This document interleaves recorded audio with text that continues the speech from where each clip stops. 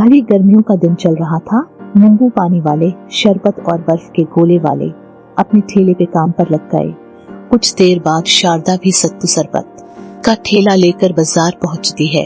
शारदा की आदत थी, वो जब भी अपना ठेला तैयार करती, सत्तू शरबत के पहले ग्लास का भोग देवी माँ के फोटो को जरूर लगाती थी। इसके बाद वो ग्राहकों को सत्तू शरबत बेचती थी। शारदा बहन, ये क्या तुम रोजाना सत्तू शरबत का भोग तुम देवी माँ की फोटो पर लगाती रहती हो? ये तुम्हारे सत्तू शरबत कोई नहीं पिएगा। मेरा नींबू पानी सबसे बढ़िया और स्वादिष्ट है। देखो ये बढ़िया बर्फ डाल कर देता हूँ। अभी 10 मिनट भी नहीं हुए और ग्राहक आने शुरू हो गए। कोई बात नहीं भैया, मैं मेहनत करती हूँ, फल देना ईश्वर के हाथ में है। देवी माँ को सत्तू शरबत का भोग लगाना अच्छा लगता है और प्रतीत होता है मनो वो अपना आशीर्वाद दे रही है। शारदा का पति गरीब मजदूर था। एक बार उसके पैर पर ईंटें गिर गई थी, जिससे उसका पैर खराब हो गया था। जी लो तुम्हारी दवा, लाओ मैं तेल से तुम्हारे पैर की मालिश कर देती हूँ। पिंकी राजू दोनों सो गए क्या? दोनों अभी खाना खाकर सोए हैं। शारदा, ये क्या तुम्हारी आंखों में आंसू? नहीं नहीं, ये तो आंखों में कचरा चला गया था। शारदा, तुम मेरे कारण कितनी परेशानी झेल रही हो। मई बदनसीब तुम्हें और बच्चों को कोई खुशी नहीं दे पाया। ऐसा न कहो, अपना मन छोटा न करो। मुझे अपनी देवी माँ पर पूरा विश्वास है, एक दिन वो हमारी पुकार जरूर सुनेगी। तुम जल्दी ठीक हो जाओगे। कहते हैं जहाँ आस होती है वहाँ विश्वास भी होती है। शारदा देवी माँ पर बहुत विश्वास करती थी। वो देवी माँ का ध्यान करके अपने परिवार की सुख शांति की दुआ करती थी। दोनों बच्चों और पति की जिम्मेदारी शारदा के ऊपर ही थी। सत्तू शरबत का ठेला लगाकर वो अपन घर चला रही थी। एक दिन शारदा बहुत परेशान थी। क्या करूं, आज तो कुछ भी नहीं बिका, लगता है खाली हाथ ही घर जाना होगा। शारदा बहन, आज तो बहुत जल्दी घर जा रही हो। लगता है आज सत्तू शरबत का एक भी गिलास नहीं बिका। अब क्या करूंगी, ऐसे ही चलता रहा तो घर का गुजारा कैसे करूंगी, कुछ समझ नहीं आ रहा। हे देवी माँ, क्या करूं? घर वापस चली जाती हूँ। बेटे, बहुत जोरों की प्यास लगी है, तुम मुझे ये नींबू पानी पिला सकते हो? हाँ, रुपए हैं तुम्हारे पास तो बना देता हूँ। वो मेरे पास पैसे तो नहीं है, कमल का फूल है। अगर तुम इसके बदले में एक गिलास नींबू पानी पिला देते तो मुझ बुढ़िया की प्यास बुझ जाती। ओ अम्मा, ओ यहाँ कोई खैरात नहीं मिल रहे हैं है जो मैं तुमसे पैसे लिए बिना मुफ्त में ही नींबू पानी पिला दूं। ना जाने तुम जैसे कितने गरीब भिखारी रोज मेरे ठेले पर आते हैं और ऐसे ही बहाना करते हैं। तुम्हारे कमल का फूल की क्या कीमत जो मैं तुम्हें नींबू पानी पिला दूं। नींबू पानी वाले के माना करने के बाद वो बूढ़ी औरत घर की ओर जाती शारदा के पीछे जाती है। जोर से आवाज लगाती है, बेटी जरा रुकना। आपने मुझे आवाज लगाई। बेटी, बहुत जोरों की प्यास लगी है, क्या तुम मुझे सत्तू शरबत पिला सकती हो? पर मेरे पास तुम्हें देने के लिए इस कमल के फूल के अलावा कुछ नहीं है। कोई बात नहीं अम्मा, आपको पैसे देने की कोई जरूरत नहीं है। आप रुको, मैं आपको सत्तू शरबत बना कर देती हूँ। शारदा ग्लास बनाते जाती है और वो बूढ़ी माँ शरबत को बहुत स्वाद लेकर पीती जाती है। अम्मा, और सत्तू बनाऊं? बस बस बेटी, और नहीं। मैं तेरे सेवा भाव से बहुत प्रसन्न हुई। इतना कहते ही वो बूढ़ी औरत देवी माँ का रूप लेती है। देवी माँ और आप बूढ़ी औरत की रूप में, बेटी तू रोजाना मुझे सत्तू शरबत का भोग लगाती है। तेरा सेवा भाव देखकर परीक्षा लेने आई थी, तू परीक्षा में सफल हुई।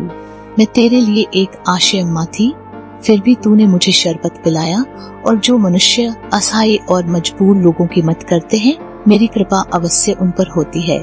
बेटी, अब तुम निराश मत होना, तेरे जीवन से सरे दुहक दूर हो जाएंगे। ये कमल का फूल मेरा आशीर्वाद समझकर अपने पास रख ले। देवी माँ, आपका आशीर्वाद मिलकर जीवन सफल हो गया मेरा। देवी माँ की कृपा होने से शारदा के जीवन के सब दुहक दूर हो गए। कुछ दिनों बाद शारदा का पति का पैर भी ठीक हो जाता है। दोनों ने मिलकर मेहनत से सत्तू शरबत के ठेले को दुकान में बदल दिया। देवी माँ की दियो कमल की फूल पूजा करती थी और आज भी वो सबसे पहले सत्तू शरबत का भोग देवी माँ को ही लगाती थी। और फिर धीरे धीरे उसके जीवन के सारे दुहक दूर हो गए।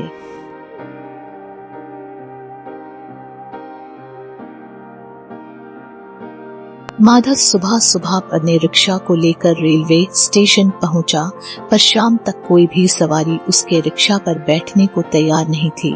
बड़ी मुश्किल से 2-3 सवारियां मिलती थी। आज भी मुश्किल से मेरे रिक्शा पर 2-4 सवारी ही बैठे हैं। पता नहीं मेरे दुहक के दिन कब खत्म होंगे देवी मैया। माधव भैया, तुम्हारी रिक्शा पुरानी हो गई है, अब लोग भला नई रिक्शा को छोड़कर तुम्हारी रिक्शा पर क्यों बैठेंगे? खुद ही सोचो। अच्छा चलता हूँ, सवारी को छोड़ना है।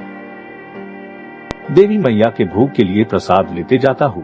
गुमती शाम की आरती के लिए राह देख रही होगी।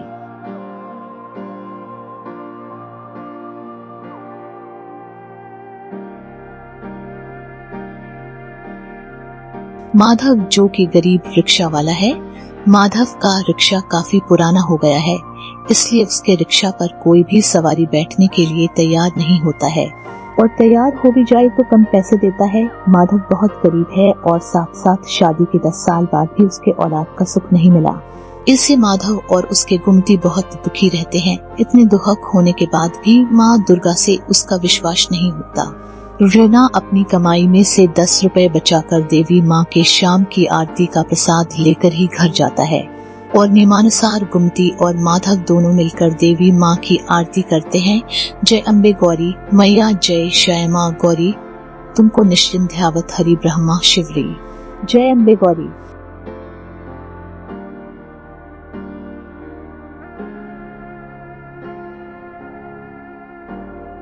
हे देवी मैया, जीवन के दुहक दूर करो माँ। आप तो मतामय हो मैया, हमारी झोली में खुशियाँ दे दो माँ, हमारी झोली में खुशियाँ दे दो। माधव और गुमती के आंसू निकल आते हैं। ये देखकर नारद मुनि माँ दुर्गा से कहते हैं, नारायण नारायण, माँ है जगत जनी, आपका भक्त माधव और उसकी पत्नी इतने भक्ति करके भी इतने दुखी क्यों है माँ? आपका ये भक्त जो भी कमाता है उसमें से 10 रुपए अलग निकलता है और रोजाना आपकी पूजा और आरती करता है, फिर भी इतने भक्ति के बाद भी इनके दुख दूर क्यों नहीं होते माँ?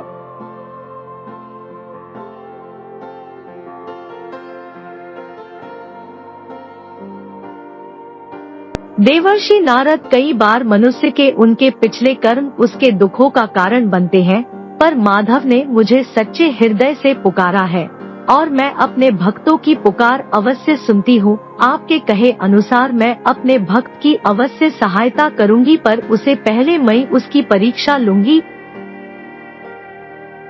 नारायण नारायण, आपकी महिमा अपार है जगदम्बा मैया। माधव रोजाना की भांति रेलवे स्टेशन पर सवारी की प्रतीक्षा कर रहा था।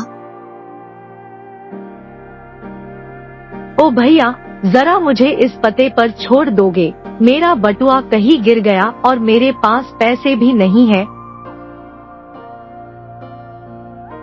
माफ करो माता जो, इतने धूप में पैसे की सवारी छोड़कर तुम्हें छोड़ने थोड़े ही जाऊंगा। पागल समझा है क्या? सामने माधव रिक्शा वाला खड़ा है, वैसे भी उसको कोई सवारी नहीं मिलता हो, तुम्हें छोड़ देगा? क्या हुआ माँ जी? बेटा, मुझे इस पते पर जाना है, क्या तुम मुझे छोड़ दोगे? तुम्हारी बड़ी मेहरबानी होगी, पर मेरा बटुआ कहीं खो गया है, तुम्हें देने के लिए मेरे पास पैसे नहीं है। क्या तुम बिना पैसे के मुझे छोड़ दो?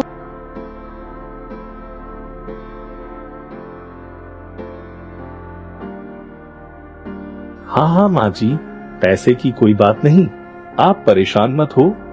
आप मेरे रिक्शा पर बैठ जाइए, मैं इस पते पर आपको छोड़ दूंगा।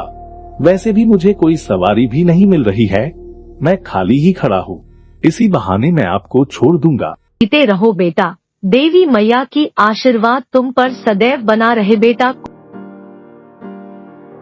माधव बुढ़िया की रिक्शा पर बैठाकर उस पते पर छोड़ने के लिए चल पड़ता है।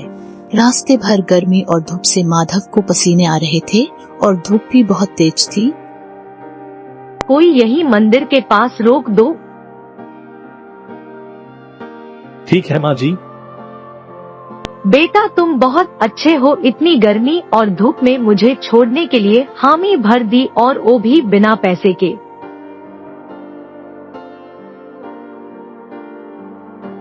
और देखते ही देखते वो बुढ़िया देवी माँ के रूप में आ जाती है। माधव, तुम मेरे सच्चे भक्त हो, तुम मेरी परीक्षा में सफल हुए। देवी मैया आप जय हो, मैया जय हो, जय माता दी। जो व्यक्ति जरूरतमंदों और दुखियों के लिए निस्वार्थ सेवा और मदद करता है, उसके सारे दुख हारना मेरा कर्तव्य बनता है। आज से तुम्हारे जीवन के सारे दुख दूर हो जाएंगे। ऐसे ही सबकी सहायता और सेवा करते रहना। मैं तुम्हें संतान, धन, वैभव और सुख शांति का आशीर्वाद देती हूँ। मेरे आशीर्वाद सदैव तुम पर बना रहेगा।